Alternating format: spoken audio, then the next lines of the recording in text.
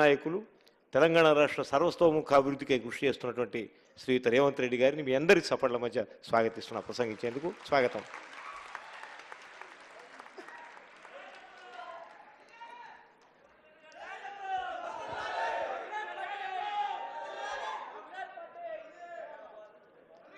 మిత్రులారా, ప్రజాయుద్ధ నౌక గద్దరన్న 77వ జయంతి సభాధ్యక్షత వహించిన యువమిత్రుడు సూర్యం, సహచర మంత్రివర్గ సభ్యులు జూపల్లి కృష్ణారావు గారు, అన్న జ్ఞాపకార్థం అన్న అభిమానులందరినీ ఒక దగ్గరికి చేరవేయడం ద్వారా వారి స్ఫూర్తిని భవిష్యత్ తరాలకు అందించాలని ఈ కార్యక్రమాన్ని ఏర్పాటు చేసి నాతో పాటు ముఖ్య అతిథులుగా ఉప ముఖ్యమంత్రి వర్యులు బట్టి విక్రమార్క గారిని, హైదరాబాద్ ఇన్ఛార్జ్ మినిస్టర్ పొన్నం ప్రభాకర్ గారిని, జూపల్లి కృష్ణారావు గారిని, అదేవిధంగా పెద్దలు ప్రొఫెసర్ కోదండరామ్ గారిని, గంటా చక్రపాణి గారిని, అల్లం నారాయణ గారిని, పాశం యాదగిరి గారిని, కె శ్రీనివాస్ గారిని, అదేవిధంగా మా వాడు అని ఏ వేదిక మీదైనా నేను ఇష్టంగా చెప్పే గోరెటి వెంకన్న గారిని, జయరాజ్ గారిని, ఇతర మిత్రులందరినీ, గద్దరన్న అభిమానులందరినీ ఆహ్వానించి ఒక మంచి కార్యక్రమాన్ని ఏర్పాటు చేశారు. ఈ కార్యక్రమం వారి కుటుంబ సభ్యులు విమలక్క గారు, మా ఆడబిడ్డ వెన్నెల గారు, వారి కుటుంబం అంతా కూడా ఎంతో కోల్పోయి చాలామందికి కుటుంబంలో గొప్ప పేరు కుటుంబ పెద్దకు వస్తే ఆ కుటుంబాలకు ఎంతో ప్రయోజనం చేకూరుతుంది. కానీ గద్దరన్నకు గొప్ప గుర్తింపు గౌరవం రావడంతో గద్దరన్న కుటుంబం సర్వం కోల్పోయింది. ఏ రోజు కూడా వాళ్ళు నాకు తెలిసే కంటి నిండా నిద్రపోయిందో, కడుపు నిండా బుక్కడు బువ్వ తిన్న రోజులు ఉన్నాయో లేవో నాకైతే తెలియదు.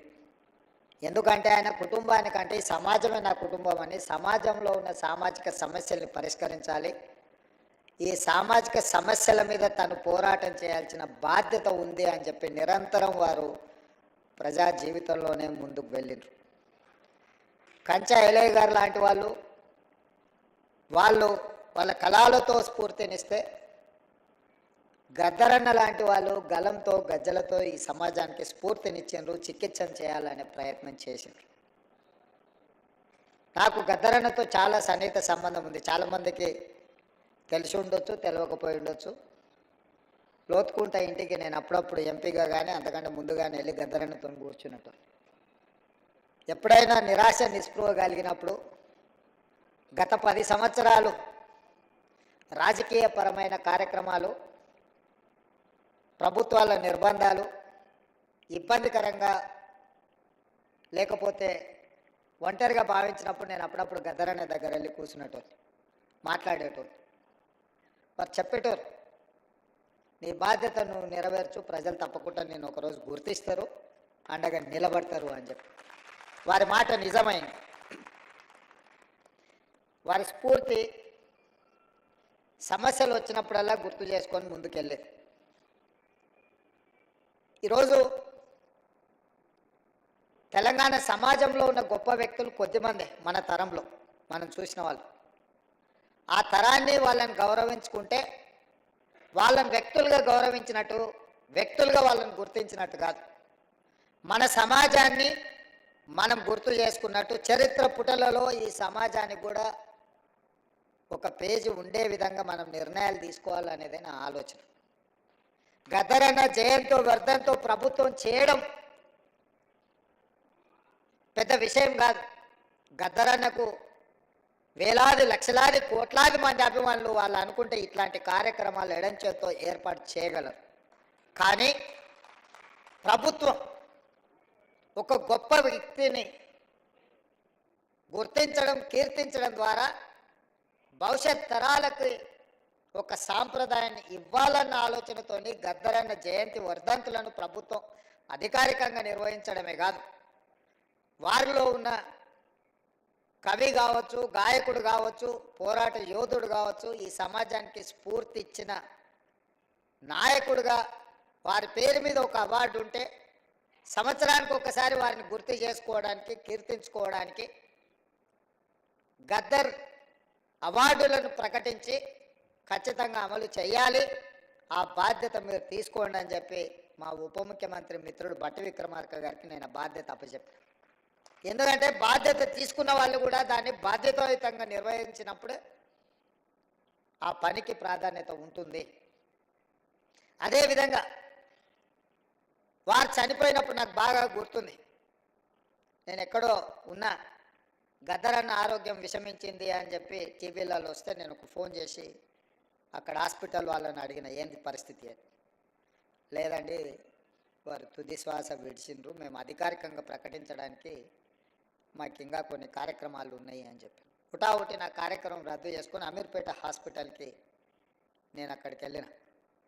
అక్కడికి వెళ్తే సూర్యం కుటుంబం దుఃఖంలో ఉండ్రు.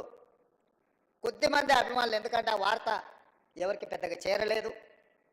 ఆనాటి ప్రభుత్వం పోలీసులను దించిండ్రు, పోలీసు వాహనాలు అన్నీ వచ్చినాయి, రోడ్లు క్లియర్ చేస్తుండ్రు. అన్న శవాన్ని అంబులెన్స్లో తీసుకెళ్ళి వాళ్ళ ఇంటి దగ్గర పెట్టి సాయంత్రానికి అంతా వారి దహన సంస్కారాలు పూర్తి చేసి, గద్దరన్న పుట్టిండు, గద్దరన్న గలం విప్పిండు, గద్దరన్న పోరాటం చేసిండు, గద్దరన్న ఈ సమాజానికి ఎంతో సేవ చేసిండు, గద్దరన్న మరణం ఈ సమాజానికి తీరని లోటు అని సమాజానికి చేరకుండానే ఈ కార్యక్రమాన్ని పూర్తి చేసి చేతులు దులుపుకోవాలన్న ఆలోచన ఆ రోజు చేసింది. నేను సూర్యంతో మాట్లాడిన, ఏం జరుగుతుంది సూర్యం అని. అన్న నాకైతే ఏం ఆలోచన వస్తలేదు, నాకేం తడతలేదు, మీరు ఎట్లా చెప్తే అట్లా అన్నాడు. సరే మంచిది ఉండండి, నేను ఎంబడే కమిషనర్ గారికి వీళ్ళకి అధికారులకు మాట్లాడుతూ కూడా, లేదు సార్ వారి ఇంటికి తీసుకెళ్ళి సాయంత్రం రాత్రి లోపల దహన సంస్కారాలు చేయాలని అప్పుడు నిర్ణయించుకొని సూర్యంకి చెప్పి, లేదు గద్దరన్న ఒంటరి కాదు, గద్దరన్న ఒక్కడు కాదు, గద్దరన్నకు మనం అందరం ఉన్నాం, గద్దరన్న ఈ తెలంగాణ సమాజం 4 కోట్ల ప్రజలకు సందర్శనార్థం. ఎన్టీ రామారావు గారు చనిపోయినప్పుడు ఎల్బీ స్టేడియంలో ప్రజల సందర్శనార్థం పెట్టినప్పుడు, గద్దరన్న మరణించినప్పుడు ఎల్బీ స్టేడియంలో ఎందుకు ఈ తెలంగాణ సమాజానికి, ఆయన అభిమానులకు, దేశంలో ఇతర రాష్ట్రాలు, ఇతర భాషల వాళ్ళు ఎంతోమంది గద్దరన్న అభిమానించే వాళ్ళు ఉన్నారు, వాళ్ళందరి సందర్శనార్థం ఎల్బీ స్టేడియంలోనే గద్దరన్న ప్రజలకు అందుబాటులో పెట్టాలి, చివరి చూపు ప్రజలకు అందించాలి అని చెప్పి నేను బండి ముందర నా బండి పెట్టి గద్దరన్న అంబులెన్స్ని ఎల్బీ స్టేడియం వైపు తిప్పుకొని వచ్చిన ఆ రోజు. ఇక్కడనే వేదిక మీద మా మిత్రుడు, కాలేజీ సహచరుడు పృథ్వీ ఉన్నాడు, దయాకర్ ఉన్నాడు. నేను చెప్పిన, పృథ్వీ ఏదేం జరిగినా గద్దరన్న ప్రజల సందర్శనార్థం ఎల్బీ స్టేడియంలో మనం పెట్టాల్సిందే, ఆ గేట్లు తెరవాల్సిందే అని. ప్రభుత్వం గేట్లకు తాళాలు వేసి పెట్టింది లోపలికి వెళ్ళకుండా. నేను కమిషనర్ గారికి చెప్పిన, గౌరవంగా మీరు తెరిస్తే మీకు గౌరవం ఉంటుంది, లేకుంటే గేట్లు బద్దలైతాయి, అనవసరంగా దీన్ని రాద్ధాంతం చేయకండి అని చెప్పిన. నేను ఆ రోజు పార్టీ అధ్యక్షుడిని, నేను ఆ రోజు పార్లమెంట్ సభ్యుని, ప్రజాప్రతినిధిగా నేను చెప్తున్నా, ప్రజల యొక్క అభిప్రాయం చెప్తున్నా, మీరు గౌరవించాల్సిందే అని. వాళ్ళు మీన మేషాలు లెక్క పెడుతుంటే ఆ తాళాలు తెరిపించి అంజన్ కుమార్ యాదవ్ని అందరినీ, సిటీలో ఉండే శ్రేణులు అందరినీ కూడా అక్కడికి పిలిపించి తెరిపించి అక్కడికి అంబులెన్స్ తీసుకెళ్ళి అక్కడ పెట్టి అక్కడనే టెంట్ వేసినాం, అక్కడనే కూర్చేసినాం, అక్కడనే బెంచ్ తీసుకొచ్చినాం, అక్కడనే ఏర్పాట్లు అన్నీ అప్పటికప్పుడు చేసి గద్దరన్నని అక్కడ పెట్టి రాత్రి మొత్తం మేమందరం అక్కడ నిలబడి, తెల్లారి ప్రజలందరూ లక్షలాది మంది వచ్చి గద్దరన్నను చివరి చూపు చూసి ఆయనతోని వాళ్ళకున్న అనుబంధాన్ని, మధుర స్మృతులను గుర్తు చేయడమే కాకుండా కవులు, ఆయన స్ఫూర్తితోని కవులు, కళాకారులుగా, గాయకులుగా రాణించిన వాళ్ళందరూ ఆయనకు నివాళులు అర్పించడానికి వాళ్ళు పాడిన పాట, అక్కడి నుంచి మేము పాదయాత్రలో వారి చివరి శవయాత్రలో మేమందరం నడుచుకుంటూ పాల్గొని, ఒక వీరుడు మరణించిన ఆ స్ఫూర్తి మనలో ఉంటుంది అని చెప్పి ఆ రోజు వేలాది లక్షలాది మంది ఆ చివరి అంతిమయాత్రలో పాల్గొని గద్దరన్న దహన సంస్కారాలు నిర్వహించింది. ఒక గొప్ప వ్యక్తి సమాజానికి స్ఫూర్తినిచ్చి లక్షలాది మంది యువకులను సమాజాన్ని పట్టి పీడిస్తున్న సమస్యల మీద పోరాటాన్ని అందించిన స్ఫూర్తినిచ్చిన గొప్ప సిద్ధాంతకర్తగానే గద్దరన్నను చూడాలి. ఆ సిద్ధాంతం నాకు నచ్చిందా నచ్చలేదా, సిద్ధాంతంతో నేను విభేదించినా లేకపోతే అనుకూలించినా అనే చర్చ కాదు. గద్దరన్న ఒక సైద్ధాంతిక కట్టుబాటుతో వారు జీవితం చివరి వరకు, ఆఖరి రక్తం బట్టు వరకు, చివరి శ్వాస వరకు వారు కొనసాగించారు. మనం విభేదించి ఉండొచ్చు, విభేదించినంత మాత్రాన ఆ సిద్ధాంతం ఉండకూడదన్న ఆలోచన ఎవరికైనా వస్తే అది తప్పు. 100% నేను ఖండిస్తున్నా. విభేదించిన సిద్ధాంతాన్ని కూడా చర్చలో పెట్టడమే ప్రజాస్వామ్యము. ఈరోజు చట్టసభలల్లో అన్ని రాజకీయ పార్టీలతో పాటు అన్ని రకాల సిద్ధాంతాలకు సంబంధించిన వ్యక్తుల ప్రాతినిధ్యాన్ని డాక్టర్ బాబాసాహెబ్ అంబేద్కర్ గారు అనుమతి ఇచ్చిండ్రు అని అంటే ఆ స్ఫూర్తితో ముందుకు వెళ్ళాలి. అందుకే కేంద్ర ప్రభుత్వం పద్మభూషణ్, పద్మశ్రీ అవార్డులను ప్రకటించాలని రాష్ట్ర ప్రభుత్వాన్ని తెలియజేసినప్పుడు వ్యక్తిగా కాదు, తెలంగాణ రాష్ట్ర ప్రభుత్వంగా ఈ భారతదేశం యూనియన్ ఆఫ్ స్టేట్స్ ఏ ఒక్క వ్యక్తి యొక్క రాజ్యం కాదు, రాజ్యాధికారం కాదు. ప్రజలు ఎన్నుకున్న ప్రజా ప్రభుత్వాలు, రాష్ట్ర ప్రభుత్వాలు కూడితేనే కేంద్ర ప్రభుత్వం. రాష్ట్రాలుగా ఎవరికి వాళ్ళం విడిపోతే కేంద్రం అనేది మిథ్య, కేంద్ర ప్రభుత్వం అనేది మిథ్య. ఆ వ్యక్తులు గుర్తుపెట్టుకోవాలి. రాష్ట్రాల కలయికనే కేంద్రము ఈ దేశం. రాష్ట్ర ప్రభుత్వాలకు సంబంధించిన మేము ప్రభుత్వ అభిప్రాయంగా మా తెలంగాణ సమాజాన్ని, ప్రజలను స్ఫూర్తిని అందించి గొప్ప ఆదర్శంగా నిలబడ్డ వ్యక్తులకు అందించే పద్మభూషణ్, పద్మశ్రీ అవార్డు ఇవ్వవలసిందే. దానికి ముందు వరుసలో ఉండేవాడు గద్దరన్న. వారితో పాటు చుక్కా రామయ్య గారిని, అందశ్రీని, మిత్రుడు గోరెట వెంకన్నను, జయతీర్ తిరుమలరావు గారి పేర్లు నేను ప్రతిపాదించిన. ఇందులో ఏ ఒక్కరూ మా పార్టీ కార్యకర్త కాదు, నాయకుడు కాదు, కాంగ్రెస్ పార్టీ సంబంధం లేనోళ్ళు. మిత్రుడు గోరెట వెంకన్న ఇప్పుడే చెప్పాడు, నాకు కొంచెం ముఖ్యమంత్రి గారిని చూస్తే ఏందో ఈ వేదిక మీద ఉన్నా ఉండకపోయినా ఎట్లా. 14 నెలల్లో ఏ రోజు కూడా గోరెటెంకన్ వచ్చి నన్ను అడిగింది లేదు, నన్ను కలిసింది లేదు. అయినా వారి సమాజానికి అందించిన సేవల్ని దృష్టిలో పెట్టుకొని వారికి కూడా తెలియదు నేను లేఖ రాసిన సంగతి. నాకు తెలిసి పత్రికలలో నేను మాట్లాడినప్పుడే వారికి ఏదైనా ఐడియా వచ్చిండదు. వారికి సమాచారం కూడా ఇవ్వలేను. నేను నా బాధ్యతగా భావించిన. నాతోని విభేదించినా సరే, లేదా సమాజం కోసం వాళ్ళు నాతోని విభేదించినా ఇంకోరితో విభేదించినా అనే దానికంటే 4 కోట్ల తెలంగాణ ప్రజలతో వాళ్ళు ఉన్నారు. ఆ ప్రజలతో మమేకమైన వాళ్ళను గుర్తించాలి, వాళ్ళని గౌరవించాలన్నదే ఆలోచన. నాతో ఉంటేనే ఇస్తాం, నాతో లేకపోతే ఇవ్వమనే విధానం మంచిది కాదు అని బలంగా నమ్మి వాళ్ళ పేర్లు ప్రతిపాదించిన. నేను ఈరోజు ఇక్కడికి వచ్చిన గద్దరన్న అభిమానులను వేదిక మీద ఉన్న పెద్దలు నేను అడుగుతున్నా, నేను ప్రతిపాదించిన గద్దరన్న కావచ్చు, చుక్కా రామయ్య గారు కావచ్చు, లేకపోతే అందశ్రీ గారు కావచ్చు, జయ జయ హే తెలంగాణ అందించిన అందశ్రీ గారు కావచ్చు, గోరెట వెంకన్న కావచ్చు, జయదీర్ తిరుమలరావు గారు కావచ్చు, ఎవరు ఎందులో తక్కువ అని నేను అడుగుతున్నా. పక్క రాష్ట్రంలో 5 మందికి ఇచ్చిండ్రు. ఆ 5 మంది కంటే ఈ 5 మంది ఏమైనా తక్కువనా? ఈ సమాజానికి మా వాళ్ళు ఆదర్శంగా లేరా? నేను ఒక పద్ధతిలో ప్రధానమంత్రి గారికి మా ఆలోచనను, మా బాధను, మా నిరసనను కేంద్ర ప్రభుత్వానికి ఒక వేదిక మీద నుంచి తెలియజెప్పి లేఖ రాస్తున్నామని చెప్పిన. కేంద్ర ప్రభుత్వం జరిగిన తప్పును సవరించుకొని భవిష్యత్తులో అయినా సరిదిద్దుకుంటుందని నేను భావించిన. కానీ దురదృష్టవశాత్తు కేంద్రంలో మంత్రిగా ఉండే వ్యక్తులే మేము ఇవ్వం గద్దరన్నకు మేము ఎలాంటి గౌరవించము అని మాట్లాడితే నేను ఒక్క మాట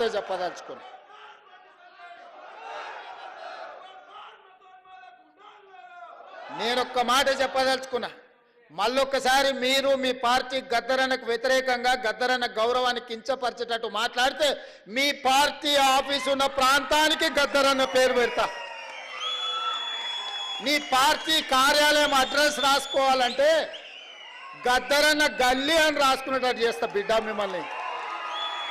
మీరు అనుకోవచ్చు ఏం చేస్తాడు ముఖ్యమంత్రి, అవార్డులు మా దగ్గర ఉన్నాయి కదా, పద్మభూషణ్ పద్మశ్రీ ఇచ్చేది మేం కదా అనుకుంటున్నావు. కానీ నీ పార్టీ ఆఫీసు గద్దరన్న రాష్ట్రంలో ఉంది, ఆ సంగతి మర్చిపోవద్దు. నీ పార్టీ ఆఫీసు ఉన్న ప్రాంతానికి ఆ కాలనీకే గద్దరన్న పేరు పెడితే అప్పుడు ఎవరు పేరు రాసుకుంటావు?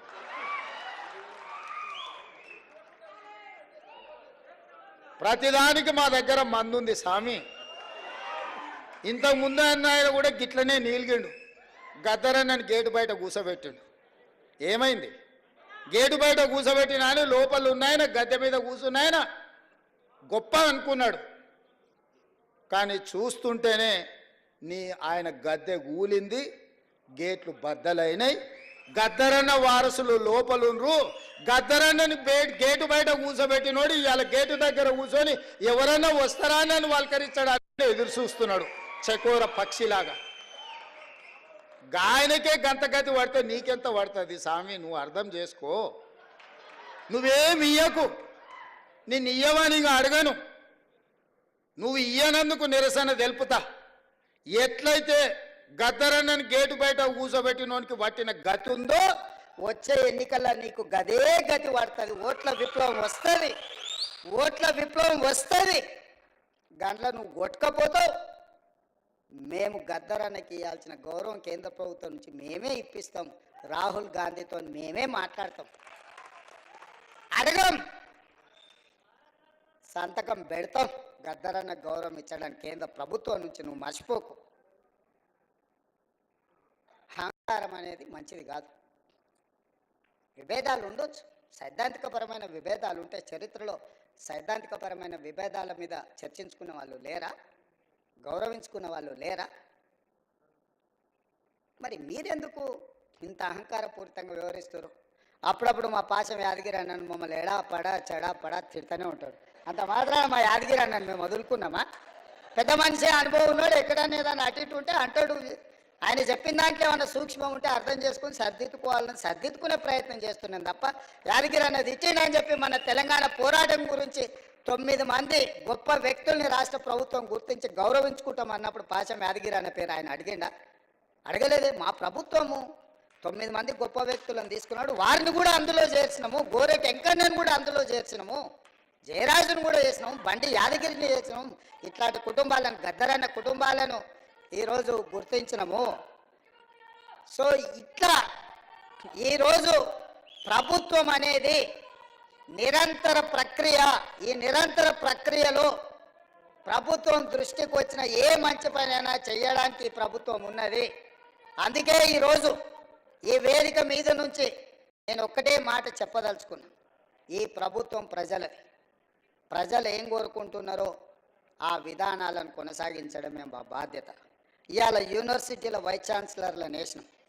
ఉస్మానియా యూనివర్సిటీకి 100 ఏళ్ళ చరిత్ర ఉంటే 100 ఏళ్ళలో ఒక దళితుడు కూడా ఉస్మానియా యూనివర్సిటీకి వైస్ ఛాన్సలర్ కాలే. మొదటిసారి కంచె ఐలయ్య గారికి వేదిక మీద ఉన్న, లేకపోతే కాకి మాధవరావు గారికి, వీళ్ళందరికీ విషయం తెలిసి ఉండాలి. మొదటిసారి ఉస్మానియా యూనివర్సిటీకి అక్కడ చదువుకున్న ఒక విద్యార్థినే ఇవాళ వైస్ ఛాన్సలర్గా నియమించినాము. 100 ఏళ్లలో జరగంది ఈరోజు ఈ ప్రభుత్వంలో జరిగింది. అంబేద్కర్ యూనివర్సిటీలో రిజిస్ట్రార్గా పనిచేసిన వ్యక్తే ఈరోజు అంబేద్కర్ యూనివర్సిటీకి వైస్ ఛాన్సలర్ అయింది. ఇవాళ యూనివర్సిటీల వైస్ ఛాన్సలర్ని సామాజిక న్యాయాన్ని గుర్తుపెట్టుకొని ప్రతి దగ్గర ఒక క్రమ పద్ధతిలో, వాళ్ళు ఎవ్వరు మమ్మల్ని కలవలేదు, పైరవి చేయలేదు, అయినా వాళ్ళని గుర్తించి గౌరవించాలనుకున్నాం. ఈ ప్రభుత్వం చేసింది. ఇది సరిపోతుందంటే సరిపోదు, ఇంకా చేయాల్సిన అవసరం ఉంది. మేము చెయ్యాలంటే మీరందరూ మాకు అండగా నిలబడాలి. ప్రొఫెసర్ పురుషోత్తంకి హైయర్ ఎడ్యుకేషన్ లేచినాం సోదరా. ప్రొఫెసర్ పురుషోత్తంని అందరినీ హైయర్ ఎడ్యుకేషన్లో వారిని పొలిటికల్ జేఏసీకి వారు చేసిన సేవల్ని గుర్తించి ప్రొఫెసర్ పురుషోత్తం గారిని వేసినాం. ఆయన కూడా నన్నేం అడగలే. ఎవరెవరికైతే బాధ్యత ఇచ్చినో ఏ ఒక్కరు కూడా ఈ ప్రభుత్వానికి వచ్చి విజ్ఞప్తి చెయ్యలేదు. ప్రభుత్వమే బాధ్యతగా భావించి వీలైనంత మేరకు మంచి చేయాలన్న ఆలోచనతో నా సహచర మంత్రివర్గ సహకారంతో నేను ఏది ప్రతిపాదన చేసినా నా మంత్రివర్గ సహచరులు ఎవ్వరు రెండవ మాట మాట్లాడకుండా, నేను మొదలు పెట్టంగానే మా ఉప ముఖ్యమంత్రి గారు దాన్ని ముందు కొనసాగించి ముఖ్యమంత్రి గారు చేస్తున్న ప్రతిపాదన సమంజసమైంది అని చెప్పి దానికి ఆమోదం చెందే విధంగా ఈరోజు ప్రభుత్వం నిర్ణయాలు తీసుకుంది. అందుకే మిత్రులారా, వ్యక్తులు అగౌరవపరిస్తేనో, వ్యక్తులు గద్దరన్నను గుర్తించనని మాట్లాడితేనో గద్దరన్న గౌరవం తగ్గదు, వన్నె తగ్గదు. కోహినూరు డైమండ్ను ఎక్కడున్నా దాని విలువ దాందే. ఏనుగు చచ్చినా బతికినా దాని విలువలో ఏం తేడా లేదు. గద్దరన్న బతికున్నా, గద్దరన్న చనిపోయిన ఆ స్ఫూర్తి మన గుండెల నిండా ఉంటుంది. గద్దరన్న గౌరవం 10 పెరుగుతుంది తప్ప, ఆనాడు మహాత్మా గాంధీనే మీరు గౌరవించిన వాళ్ళు గద్దరన్నను గౌరవిస్తారని మేమెందుకు అనుకుంటాము? మహాత్మా గాంధీనే పొట్టన పెట్టుకున్న వ్యక్తుల గురించి ఎక్కువ మేము ఆశించడం, ఎక్కువ యాచించడము ఏది రెండు తగదు. ఖచ్చితంగా తెలంగాణ రాష్ట్ర ప్రభుత్వం గొప్ప వ్యక్తులను ఎప్పుడూ గౌరవించుకుంటుంది. వాళ్ళ గౌరవం తగ్గకుండా ముందుకు తీసుకువెళ్తాం. ఈ వేదిక మీద నుంచి వెన్నెలమ్మను ఏదో సాంస్కృతిక సారథి చైర్పర్సన్గా నియమించడం అనేది అది వాళ్ళ హక్కు, ఎవరేమి ఇచ్చింది కాదు. వారి గద్దర్ కూతురుగా వారికి ఆ కళాకారుల యొక్క బాధ ఆ కుటుంబానికి తెలిసి అందరికంటే గొప్పగా. అందుకే నేను బాధ్యతగా భావించి వెన్నెలమ్మకు కూడా జీవో ఇచ్చే వరకు నాకు తెలిసి తెలియదు. ఆ కుటుంబానికి కూడా జీవో చూసుకున్నాకనే ఆవిడకు కూడా చాలామంది నాయకులు అడిగినారు. నాయకులకు ఇయ్యలే నేను చెప్పిన, ఇది నాయకులను నియమించే కుర్చీ కాదు, ఈ సానుభూతితో వాళ్ళ పట్ల కుటుంబ సభ్యులుగా భావించే వ్యక్తులకు ఇవ్వాల్సిన స్థానము అని చెప్పి గద్దరన్న బిడ్డను మన సోదరిగా భావించి మేమందరం నియమించినాము. ఈరోజు ఇంతమంది ఇక్కడికి వచ్చి గద్దరన్న స్ఫూర్తిని కొనసాగించడానికి, గద్దరన్న ఆనాడు బట్టన్న పాదయాత్రలో వారు ప్రజల దగ్గరికి వెళ్ళినప్పుడు, వారు నడిచినప్పుడు వారి దృష్టికి తీసుకొచ్చిన సమస్యల్ని పరిష్కరించడానికి ఈ ప్రభుత్వాన్ని ఆశీర్వదించండి, ఈ ప్రభుత్వాన్ని ముందుకు నడిపించండి. అవసరమైనప్పుడు సలహాలు సూచనలు ఇవ్వండి. ఎప్పుడు మీ సలహాలు సూచనలను తప్పకుండా ఈ ప్రభుత్వం పాటిస్తుంది. కంచె ఐలయ్య గారు సూచన చేస్తే వీరనారి చాకల ఐలమ్మ పేరు మీద యూనివర్సిటీ, మహిళా యూనివర్సిటీని పెట్టుకోవడం జరిగింది. ఒకే మాటలో వారు ఒక్క నిమిషంలో మాట్లాడితే తక్షణమే నిర్ణయం తీసుకున్నాం. సురవరం ప్రతాప్ రెడ్డి గారి పేరు పెట్టుకోవాలి ఆనాడు మనకు విముక్తి కోసం పోరాటం చేసిందంటే చెప్తే మనం వెంబడే దాని మీద కూడా నిర్ణయం తీసుకున్నాం. సో ఈ సమాజానికి అవసరమైన నిర్ణయాలు తీసుకోవడంలో ఈ ప్రభుత్వానికి భేషజాలు లేవు. ఎవరైనా తెలంగాణ సమాజానికి ఉపయోగపడే సలహా సూచన ఏది ఇచ్చినా ఈ ప్రభుత్వం పాటిస్తుంది. గద్దరన్న గౌరవం పెంపొందించే విధంగా ఈ ప్రభుత్వం ముందుకు వెళ్తుంది అని చెప్పి మీ అందరికి తెలియజేస్తూ మీ అందరి దగ్గర సెలవు తీసుకుంటున్నాం మిత్రులారా.